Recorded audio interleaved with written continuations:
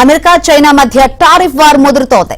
ఈ క్రమంలోనే ఐక్యరాజ్య సమితి వేదికగా అమెరికా చైనా పరస్పర ఆరోపణలు చేసుకున్నాయి. చైనాపై అమెరికా సుంకాలను 145% పెంచిన విషయాన్ని ఐక్యరాజ్య సమితిలో చైనా ప్రస్తావించింది.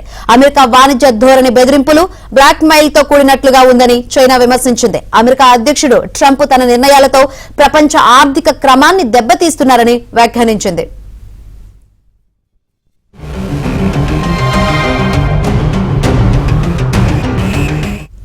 అయితే చైనా వ్యాఖ్యలకు అమెరికా ఘాటుగా స్పందించింది.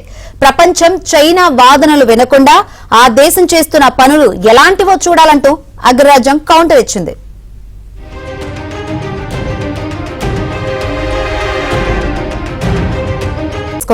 చైనాపై అమెరికా సుంకాలను 145% పెంచిన విషయాన్ని ఐక్యరాజ్య సమితిలో చైనా ప్రస్తావించింది.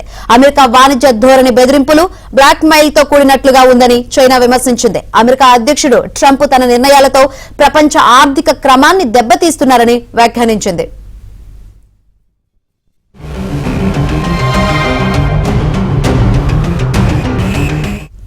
అయితే చైనా వ్యాఖ్యలకు అమెరికా ఘాటుగా స్పందించింది.